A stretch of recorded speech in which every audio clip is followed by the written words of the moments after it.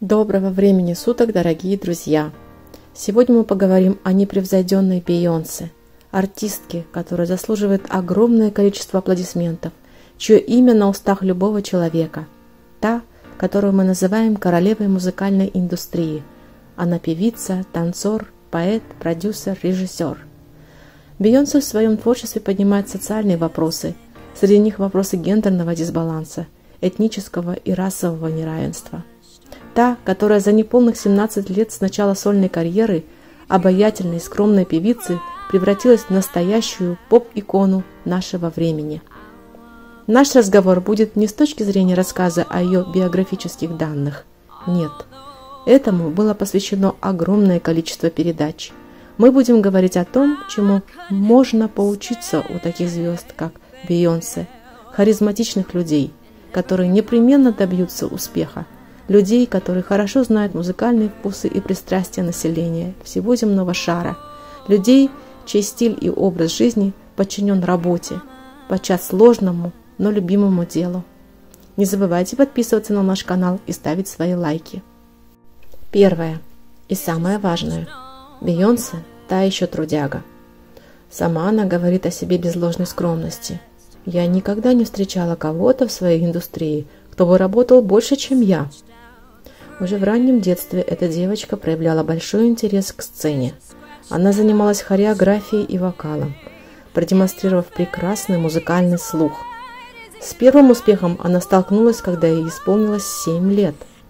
Она не раз оказывалась номинантом на получение премии The Same как талантливый ребенок, а также выигрывала местные вокальные конкурсы, и практически во всех она одерживала победу. Уже в средней школе девушка была солисткой в хоре Единой методистской церкви Сент-Джона, где выступала в течение 2 лет. Таким образом, певица уже в самом нежном возрасте наработала опыт публичных выступлений, научилась вести себя на сцене и умела экспериментировать с голосом. Бейонсе Жизель Ноулс Картер – популярная американская певица, выступающая в жанре R&B. Альбомы исполнительницы ставили рекорды по количеству Грэмми и по времени, проведенному в топе различных чартов. Музыкальные критики относят звезду к людям, которые сильно повлияли на музыкальный стиль и внесли значительный вклад в сферу популярной музыки. Второе. Бейонсе особенно не делала акценты на личную жизнь. Она всегда в работе. Даже с первым парнем у 12-летней Бейонсе отношения больше напоминали дружбу и продлились около 7 лет. В 21 год Бейонсе знакомится с рэпером Шоном Кори Картером, более известным как Jay-Z, который старше ее на 12 лет. С ним она записывает совместную песню «Zero Tree Bonnie and Clyde» и видеоклип на нее. Отношения с музыкантом развивались медленно, и прошло 1,5 года, прежде чем пара впервые пошла на свидание. Бейонсе утверждает, что не из тех женщин, которые стремятся поскорее выйти замуж. Через 6 лет, 4 апреля 2008 года, 27-летняя Бейонсе официально стала миссис Картер. Бейонсе совершенно не публичный человек. Как свадьба, так и рождение ее детей прошли в узком кругу среди друзей и родственников Бейонсе. Она решила не афишировать свое событие перед публикой, поэтому не надевала обручальное кольцо вплоть до концерта на Fashion Rocks 5 сентября. В 30-летнем возрасте в августе 2011 на церемонии MTV Video Music Awards певица сказала поклонникам, что беременна, а в январе 2012 года родила дочь, которую назвали Блю Айви Картер. Что интересно, то, что и в этот раз Бейонсе в целях конспирации зарегистрировалась в клинике под другим именем. Возможно, она четко отделяет публичные выступления от личной жизни и старается сократить до минимума проникновение журналистов в семью. Третье. Бейонсе живет проблемами общества. Она откликается на эти проблемы и старается их решать, акцентируя внимание общества на них. Одной из главных проблем, она считает, является дискриминация в отношении женщин. Она заявляет, что является феминисткой и говорит, что женщина и мужчина имеют равные права во всем. В альбоме «Лимонад» Бейонсе выступает с такой концепцией альбома, согласно которой каждая женщина должна путешествовать к самопознанию и исцелению. Одним из промо-синглов этого альбома была песня «Sorry», которая навела много шуму строчкой «Becky with the good hair». Бекки с хорошими волосами. Вы узнаете более подробно об этой строчке позже, а сейчас послушайте, как дальше разворачивались события в жизни Бейонсе.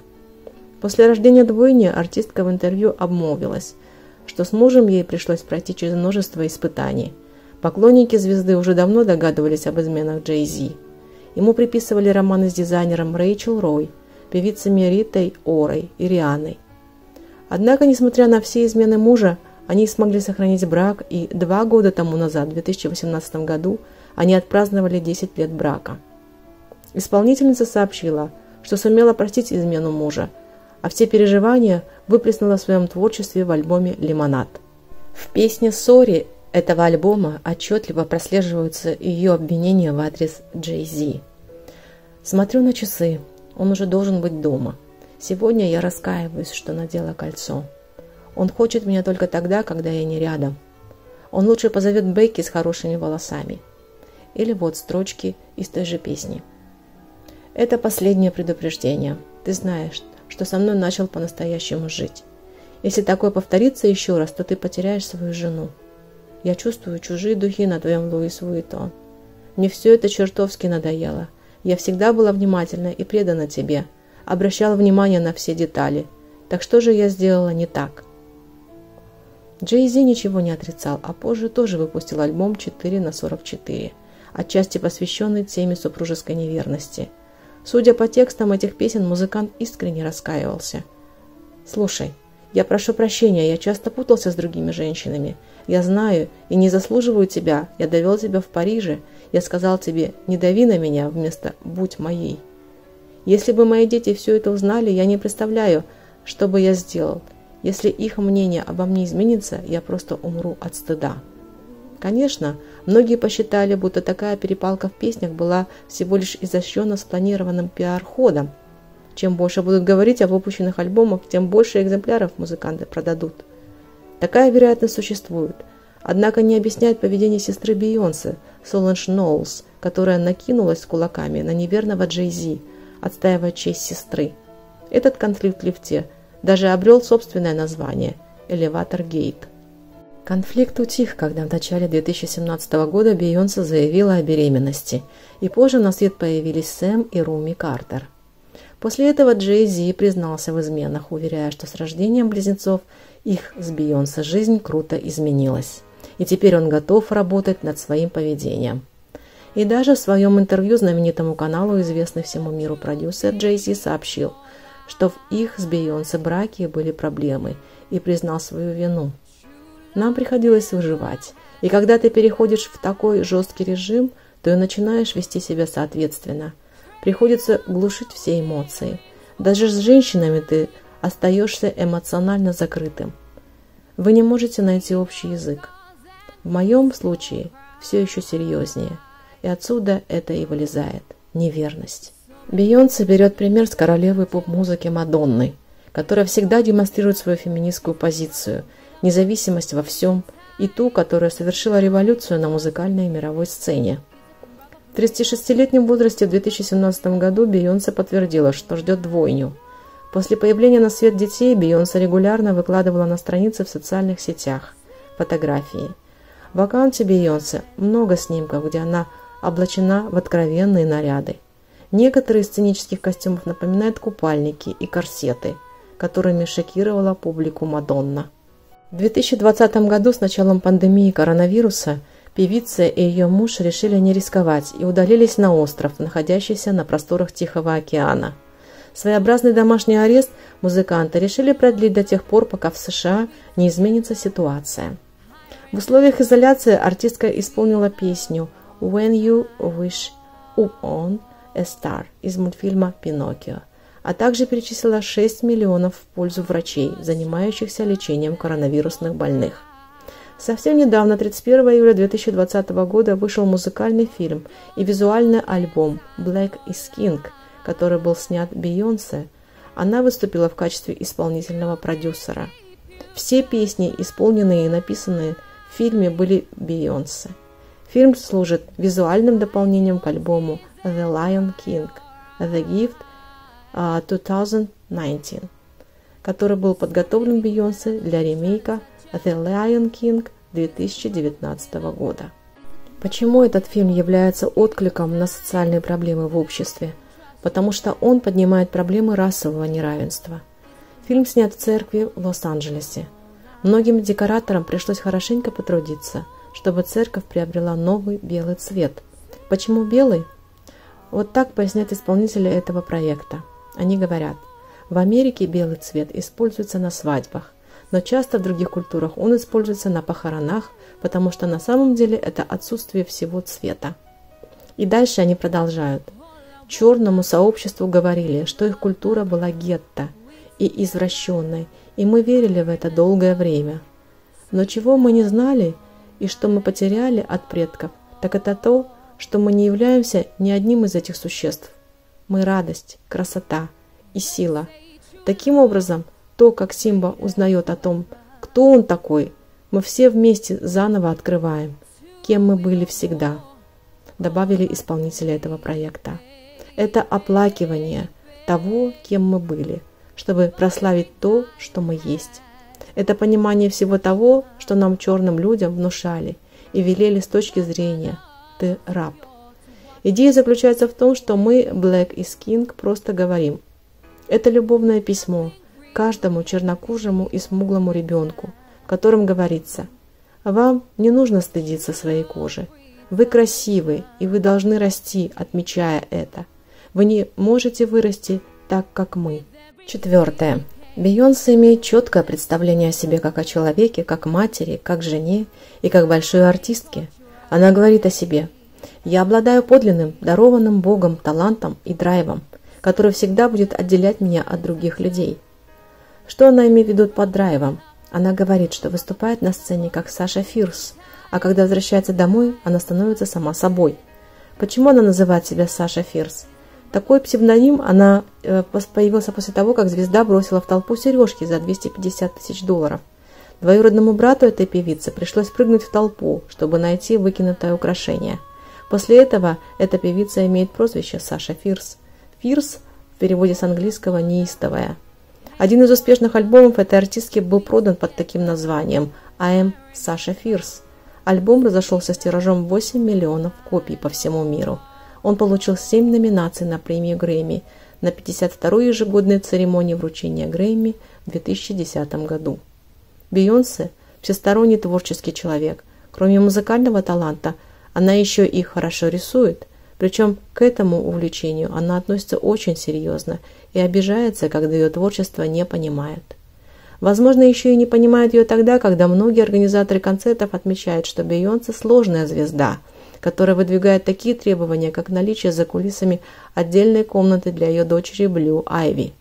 Когда малышке был годик, комната должна была быть ароматизирована свечами с запахом розы, а спать ребенку предстояло в сделанную ручной кроватке из кедра за 22 тысячи, доставленной специально для Блю Айви из Нью-Йорка в Новый Орлеан.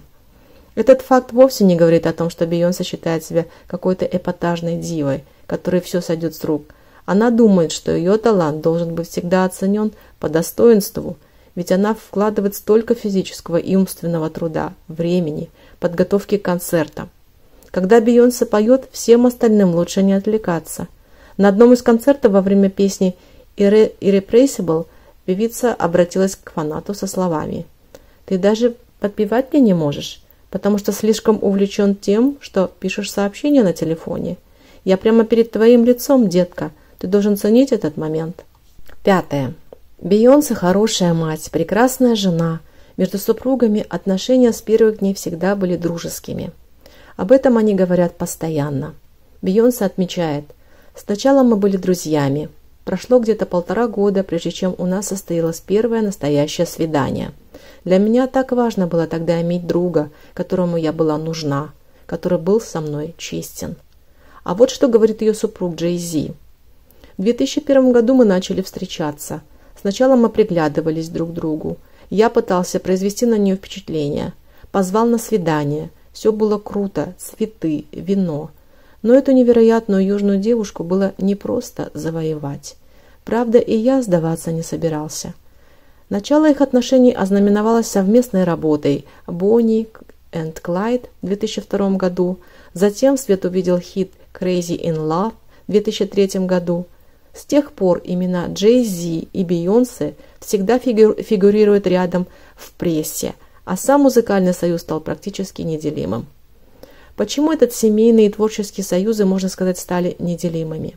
Потому что еще в конце 90-х годов, когда Бейонсе была частью трио Destiny's Child, в ее жизни появился подающий надежды продюсер, который впоследствии подтолкнул талантливую певицу к сольной карьере и стал ее мужем. Jay-Z придерживается подобного мнения в отношении супруги. Рэпер неоднократно рассказывал, какое место занимает любимая женщина в его жизни. Он отмечает: «Что, если бы у меня ее не было? Что тогда? Кем бы я был? Иногда я задаюсь вопросом, был бы я в таком случае Jay-Z? Это нереально. Впервые я заметил ее, когда ей было 16, и я подумал, она будет моей. Она стала моим лучшим другом. 20 лет с тех пор прошло». Бейонсе никогда не позволяла себе высказываться двусмысленно или негативно о Jay-Z. Каждый раз, когда в интервью речь заходила о супруге, певица проявляла тактичность и давала понять, что даже не задумывается о разводе. «В нашей любви есть взлеты и падения. Я должна многому научиться, и это любовь, несмотря на все плохое и хорошее. Мы влюблены». Певица неоднократно подвергалась критике со стороны поклонников из-за набора веса. Известно, что у певицы был выкидыш до того, как на свет появилась их первая дочь Blue Ivy. Можно предположить, что колебания в весе отчасти связаны с попытками подарить супругу долгожданного ребенка. Тем не менее, публика не щадила ее, а главную поддержку оказывал именно Jay-Z. «Как бы я ни худела или толстела, своему мужу я нравлюсь в любой форме. Он не замечает, сколько во мне прибавилось или убавилось. А вот мои вечные диеты его расстраивают.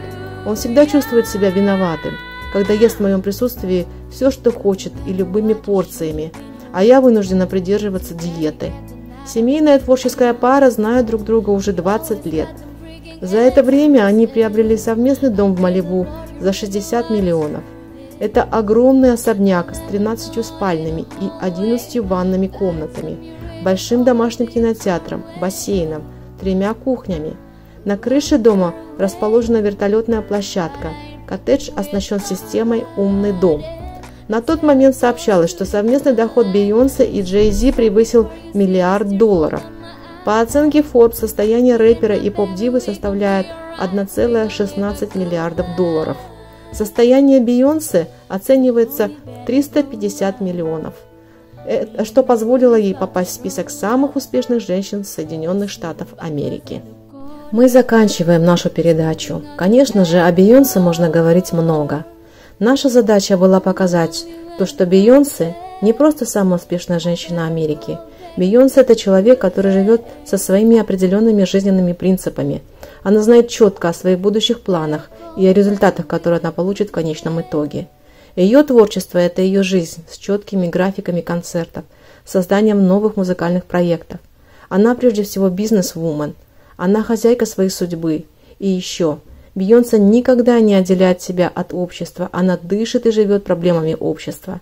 Наверное, в этом и заключается ее успех, ее популярность, ее известность миллионам, живущих на нашей большой планете Земля. Здравствуйте, дорогие зрители! Как вы думаете, что я делаю? Я пью чай. Что такое для нас чай? Чай мы пьем в доме, у друзей, в дороге, на работе. Чай не только тонизирует, но он положительно влияет на процесс оздоровления человеческого организма. Итак, я хочу вам рассказать очень интересную историю. Когда я приехала в Соединенные Штаты Америки, конечно же, я как человек из Казахстана в первую очередь искала чай. И что же вы думаете? Когда я в американских сторах обнаружила японский чай, я была приятно удивлена вкусовым качеством зеленого чая. Затем я стала набирать информацию в интернете об этом чае и обнаружила еще более интересную информацию о том, что чай, зеленый чай японский, не только влияет положительно на здоровье, но он, оказывается, является одним из главных компонентов для долголетия. Дорогие зрители, покупайте, пожалуйста, японский чай. Ссылочку вы увидите под видео, как можно приобрести этот чай. Пейте его с большим удовольствием и живите долго!